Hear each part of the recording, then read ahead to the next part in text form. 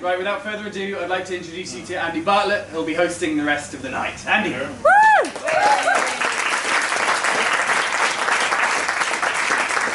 Good evening. Yeah, my name is Andy. I'm going to talk as little as possible. We've got 15 amazing talks for you tonight. We're going to split the evening in half, so about halfway through we'll have a stop so we can replenish our drinks and do those kind of things. Each of the stories is very different, is very personal and hopefully very inspiring for you. That's all right with me, coming up. So I'm going to get out of the way, and would you please welcome our first speaker for the evening, who has the daunting task of, well, following Austin really. Please welcome Charlotte Dyson.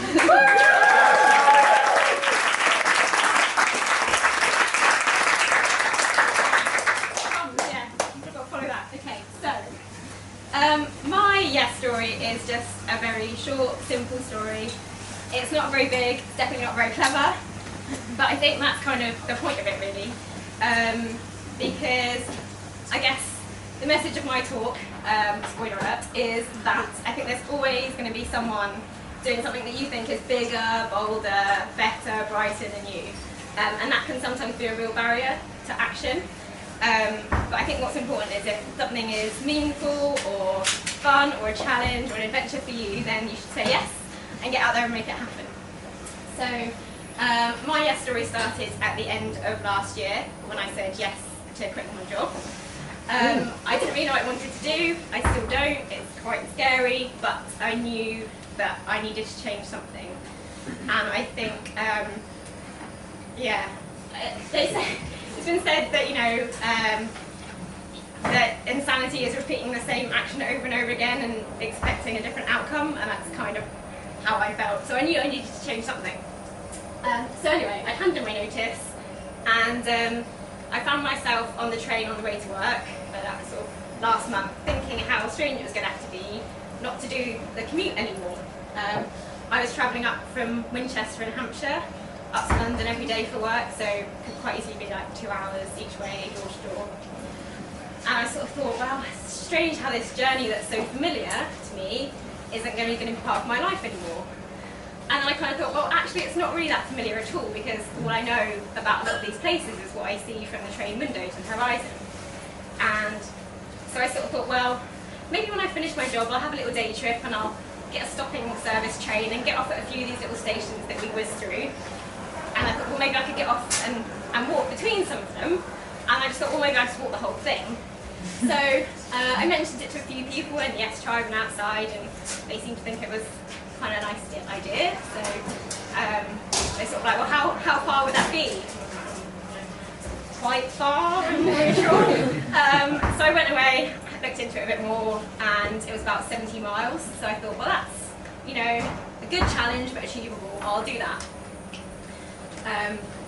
And then it was sort of Christmas, and then it was New Year, and then I went on holiday, and nothing really happened, and it sort of got forgotten about a little bit, until I came up to London for the Adventure Travel Show, and I went along to the Yes Tribe drinks in the pub afterwards, where all the best adventure starts, and I was chatting to Dave, wherever he is, and he asked me like how I was and how I was doing, and if I'm honest, it was kind of an attempt to just ignore the question and brush it off a little bit. I just went, oh yeah, no, I'm fine, but I'm thinking of doing this little adventure. And then I verbally committed to doing it the next week. And then I posted in the Yes Tribe page to say I was doing it, and that meant I was definitely doing it. So I think it's something, telling to yourself that you'll do something, and then a really good idea to kind of commit and make yourself accountable to other people. So yeah, the next week I found myself doing my 70-mile walk. I did it over 4 days. I totally underestimated how difficult walking is. Just thought, yeah, I'll do it every day, one foot in front of the other, keep going, just a bit longer than usual, and it won't be a problem. Not the case at all. However, I had overestimated how difficult the whole planning side of stuff would be, and it was a lot easier than I thought.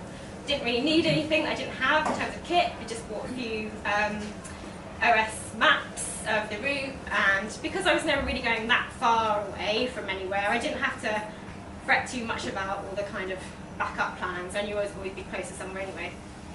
So I guess there's something to be said about having a realistic idea about what you're letting yourself in for, but also just kind of going for it and see what happens. I haven't really spoken much about like the journey, particularly along the way. Didn't have that much time, but I also sort of realised there wasn't really that much interesting to say about it. There was nothing that happened along the way that I thought people would be like massively interested in. Like, no crazy stuff happened. I suppose going back to what I said initially about being something that's personal to you, and I guess that's probably why. So there's a couple of things that I'll finish by sort of mentioning that happened along the way that I thought were kind of highlights. One was walking along the Basingstoke Canal, which is the picture in the middle, just because it was so beautiful, but also it's quite a long section where it runs parallel to the train line. So it was quite nice being in this little calm oasis, but seeing all the commuter trains like whizzing past and getting to feel quite smug about it all. And the other bit was on the first day my parents decided they wanted to walk little sections with me. And we were about 8 miles from home, and my mum came in the car to sort of switch places with my dad, and she had to put the address in the sat-nav because she had no idea where it was. And they've lived in Winchester for 30 years, and we were like 8 miles away, and they'd gone to this completely new place that they'd never been before. So it was really nice to sort of share the experience of the walk and the kind of concept of it with them as well. And that's basically it, I suppose, other than to say that like the whole walk your commute thing for me obviously came as a result of sort of giving up my job and wanting to kind of reimagine that route. But like, if other people fancy doing walk your commute too, whether that's like a multi-day walk or walking instead of getting the bus one day, it'd be really cool to kind of hand over to you if someone else wanted to do it. So.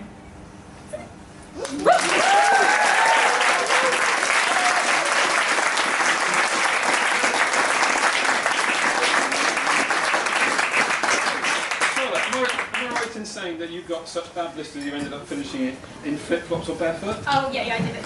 It was preferable to the pain of like the blisters and stuff. It was the beginning of February, so it was fairly cold, and I got quite a few like weird looks because I was through London at that point. But, flip-flops? Yeah, in flip-flops. Nice. It was much easier. If you get a chance to talk to Charlotte later, ask her what she's about to do next, because I've heard 2 things which she's going to do. One involving a boat. Yes. Is that happening? Yes. And one involving a mountain. Oh yes, and a pun. And a But not at the same so time. she's got more stuff, like walking to work can lead to more things. But thank you so much. Our next speaker I met